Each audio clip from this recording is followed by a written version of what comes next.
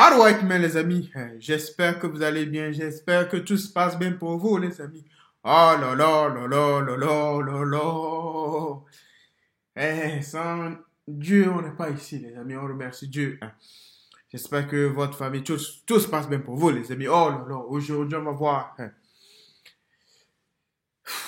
Crazy, bro. Booba, les amis. Oh là là là là. C'est pas très sûr, mais on va voir. Soi-disant, Booba ira en prison, les amis, à cause de MB, les amis. What happened, bro? Qu'est-ce qui s'est passé?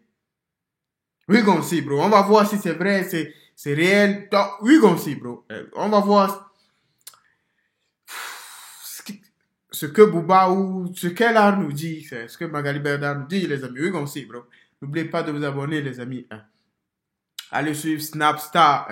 Cette vidéo lui appartient, les amis. We gonna see, bro. Abonnez-vous. Do it, bro. Fais-le, mon pote. Pu le remarquer en regardant le titre et la miniature de cette vidéo. Aujourd'hui, nous allons essentiellement parler de Magali Berda. Vous devez certainement tous la connaître. Magali, c'est une femme d'affaires qui est très bien réputée dans le milieu de la télé-réalité et qui a une agence à son nom. Comme vous le savez, depuis plusieurs mois, Booba a décidé de mener une enquête contre Magali Berda et il ne fait que de la clasher sur les réseaux sociaux. Dans cette vidéo, Magali est au bord du gouffre et elle a décidé d'enfin réagir à toutes ces injures. En effet, la patronne de Shona Evans ne comprend absolument pas le comportement de Booba et c'est pour cela qu'elle lui a remis les idées en place. Je vous laisse sans plus tarder avec sa prise de parole et pensez que vous pouvez suivre notre compte TikTok, le lien est dans la description de cette vidéo. Les amis, j'espère que vous allez bien.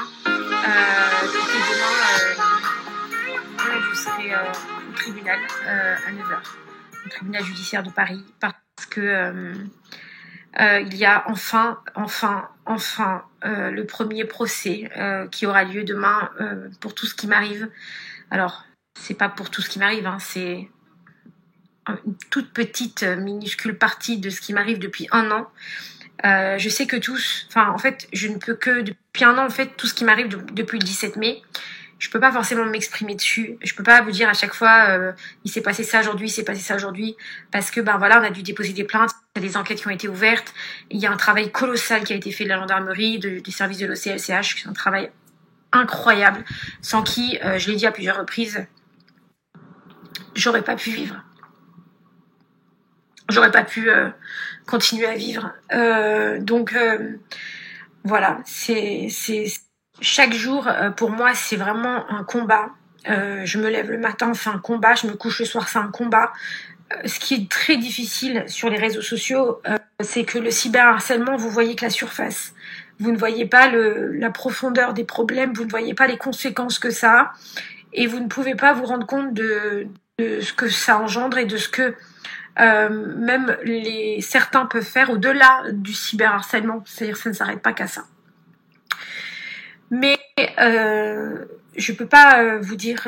En fait, j'étais pas en état, j'avais pas envie forcément. Donc à part, pourquoi à chaque fois je prends mes réseaux, je dis je suis à bout, j'en peux plus. Et j'ai fait ça plusieurs fois parce que vraiment j'étais en craquage total et que des fois on a besoin et c'est comme ça. Parce qu'encore une fois, c'est tous les jours, toutes les heures, toutes les minutes. Et puis parce qu'il y a aussi des enquêtes en cours et que pour laisser le CLCH travailler correctement et pour que tout soit le mieux possible pour eux et pour préserver les secrets de l'enquête, etc. Et puis j'ai pas pu et je n'ai pas voulu vous expliquer tout ce qui s'est passé au quotidien, mais ça va bien au-delà d'un simple cyberharcèlement. Et demain, il y a enfin un des premiers procès, parce qu'il va y en avoir beaucoup, mais un des premiers procès, demain matin, à 9h, au tribunal judiciaire de Paris. Cette histoire, c'est très simple. C'est une personne qui m'a enregistré à mon insu, qui m'a demandé une certaine somme d'argent. En fait, cette personne m'a contactée en me disant qu'elle était en contact avec Booba et ses équipes pour lui vendre mes enregistrements, lors de ces enregistrements, je savais que j'avais pas dit des dingueries. En fait, je sais ce que je dis et j'assume totalement ce que je dis. Mais vous savez que quand vous avez votre voix dans des audios, et c'est ce que je vis depuis 1 an, c'est très facile de les monter, de les trafiquer, etc. Donc j'ai beau dire, c'est pas vraiment l'audio original, c'est sorti du contexte, c'est pas ça, c'est trafiqué, c'est pas comme ça. Et en fait, souvent, on croit pas. Le but, c'est vraiment de me diaboliser, de me faire passer pour une folle, etc. Comment tu veux qu'on te croie? Comment... Pourquoi quelqu'un doit te croire? On ne peut pas te croire parce que tu es dans le mauvais camp. Je dis parce que ce que les gens y font, c'est bien. Cyberharcèlement, tout ça, c'est bien. Non, c'est pas bien, les amis. It's not good, bro. Il y a des gens qui sont pas conçus pour ça. I'm not gonna lie to you, bro. Donc, c'est dur. J'ai jamais vécu ça, donc je pense que c'est dur à vivre pour elle. Mais elle est dans le mauvais camp. Elle a fait de mauvais choix. C'est pour ça elle est là où elle est. Ce n'est pas parce que Booba il a décidé de faire ci, nanana. Pourquoi Booba il ne s'est pas à ce regard, bro, attaquer truc là, comment dire, à des influenceurs américains, à des influenceurs londoniens, tout ça. Pourquoi? C'est pas parce qu'il ne voulait pas. Il a trouvé que toi, tu avais fait vraiment de la merde. Et il a fait truc là, comment dire, appel à ses contacts. Il a cherché des trucs. Il s'est dit non, Magali, je vais l'enfoncer. C'est aussi simple que ça. C'est le peuple, Booba. La voix du peuple, pardon. Donc tu es dans le mauvais camp. Mais tu es dans le mauvais camp. Tu peux pleurer. Personne ne te croira. Qui? Personne. Tu as fait ce dont on t'accuse. Comment tu veux qu'on te croie? Je comprends pas. Explique-nous. Et la preuve, voilà, que non. C'est que en fait cette personne donc m'a enregistré en juin l'année dernière, je crois que c'était en juin, et m'a recontacté en septembre, octobre, je sais plus exactement, pardonnez-moi pour les dates, et m'a dit voilà, je suis en contact avec toutes les équipes de Booba et Booba directement qui veut m'acheter ses audios pour 35 000 euros. Voilà ce qu'on m'a dit. Et donc j'ai dit mais c'est un cauchemar, et ça tombait en plus à un moment où j'étais harcelée tous les jours des histoires, tous les jours des problèmes, tous les jours on vient m'attaquer, tous les jours on vient m'apporter ça, tous les jours on fait de la délation, de la fausse délation, des trucs, des machins. Et, c'est trop en fait, c'est trop. Et cette personne m'appelle et me dit voilà, je dis mais attends, tu sais très bien qu'en donnant ces audios, déjà on se connaît pas, c'est une personne que j'ai vue qu'une fois dans ma vie. Tu vas les donner, tu m'enregistreras à mon insu, tu vas les donner à Booba, à l'équipe de Booba, tu sais très bien ce qu'il va en faire, tu sais très bien qu'ils vont monter des trucs, qu'ils vont les couper, etc. En fait, je sais pas, je suis un être humain en fait, donc oui, mais c'est 35 000 euros, c'est quand même pas rien, donc moi j'en ai besoin, donc je m'en fous. Donc soit tu payes les 35 000 euros, tu me donnes la même chose, elle m'a dit je suis pas méchante, regarde, tu me donnes la même chose, c'est pas grave, voilà, et je te donnerai donc ces audios, je te les rendrai, et je te donnerai la preuve en plus qu'ils ont voulu me les racheter.